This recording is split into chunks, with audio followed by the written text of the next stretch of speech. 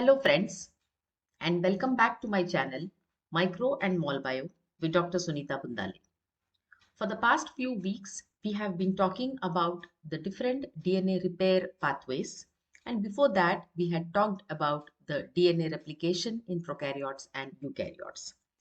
In today's lecture, which will be the last in the series of this DNA repair pathways, we'll be talking about the double-strand break repair pathway, which probably is the most dangerous form of DNA damage.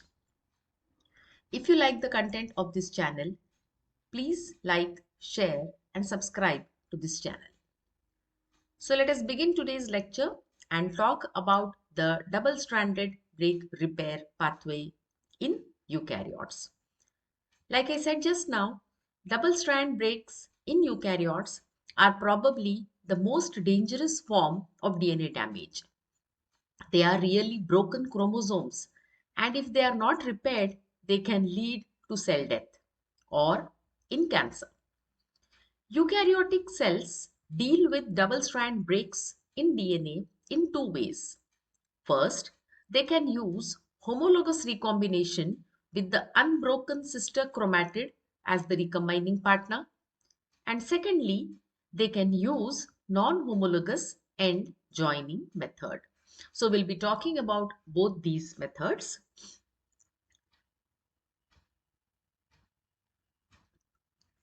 This is a double-stranded DNA molecule, and you can see here that these are two pairs of a chromosome. It's a pair of homologous chromosomes here, and in one of the chromosomes you can see that there is a double-stranded break over here.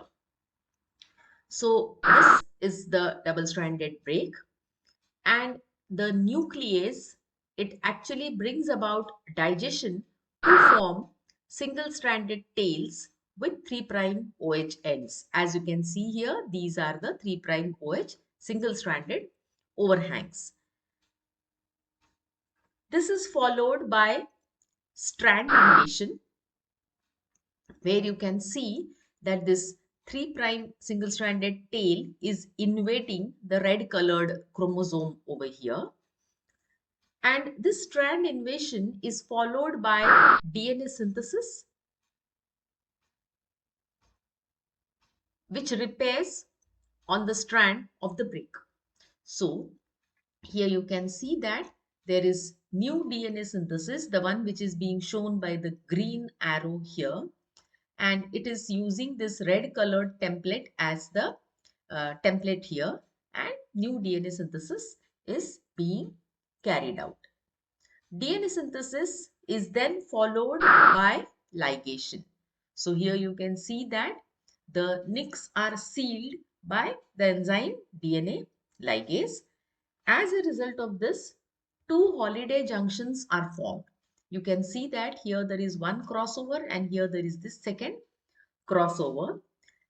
Now what remains is resolution. These two DNA molecules have to separate back again as two separate entities, and as a result of that, resolution takes place here, whereby there can be cuts at this point or there can be cuts at this point, which will lead to either crossover recombinants or non-crossover recombinants. So once this has happened, you will see here that at least in this case, there are now chromosomes with crossover. Why we are saying they are crossover chromosomes is because you can see here that the DNA material has been exchanged between the orange and the red chromosomes over here. This chromosome has a part of red here and the red chromosome has a part of orange here with the new DNA synthesis, which is indicated with green here. So crossing over and homologous recombination leads to the break which had taken place in the chromosome over here. So this is the first method which exploits the fact that homologous recombination can take place in eukaryotes. The other method is synthesis dependent strand annealing model of homologous recombination. So here you can see that recombination is initiated by a double-stranded break, and it is followed by end processing to form single-strand tails with 3' OH end. The same way, here you have this double-stranded break and there are this 3' OH overhangs. Strand invasion and DNA synthesis repairs on a strand of the break. So here there is this blue strand is invading into the red chromosome, and there is also repair synthesis which is indicated here by the pink color here. The single strand can anneal with the single strand of the other end. Repair synthesis then completes the double-stranded break repair process. So this single strand can anneal with this, and there is going to be repair synthesis. And finally, in this case, however, if you have observed, as compared to that of the previous example, there is no holiday junction. And as a result of the fact that there is no holiday junction, there is no crossover product formed here. So this double-stranded break repair is without the formation of holiday junction as compared to the previous one which we saw just now. And as a result of that, the product is non-crossover DNA molecules. Let us move on and talk about the next method, which is the non-homologous end joining method. According to non-homologous end joining method, the DNA ends attract Cu, which is a dimer of two polypeptides. So as soon as there is broken chromosome ends in the cell, the Cu dimers will come and bind to it.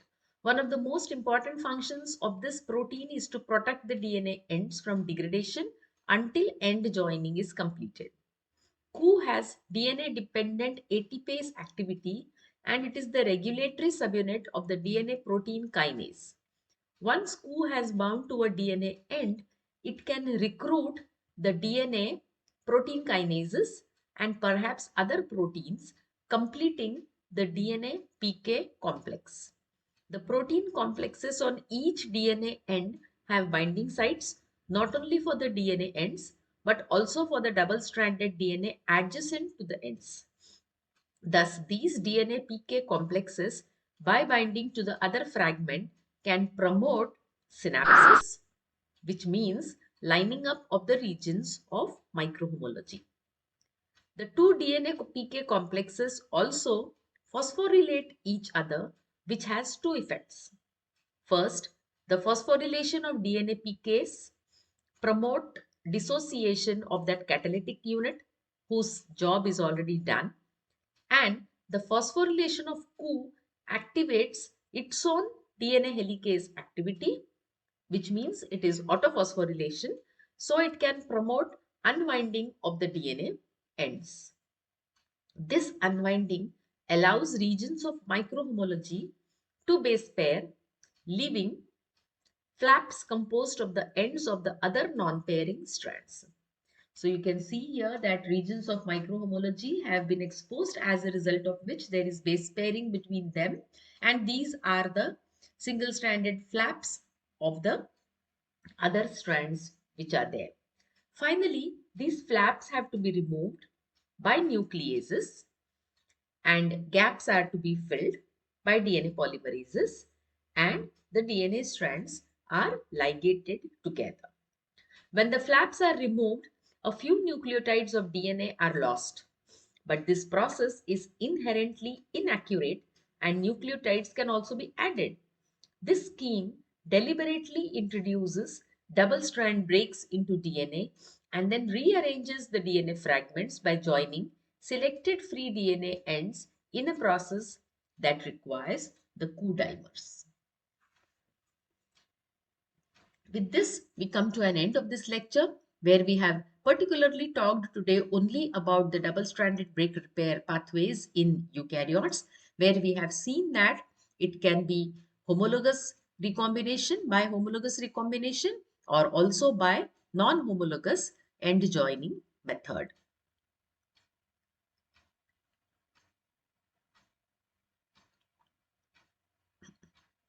If you like the content of this channel, kindly like, share and subscribe to this channel.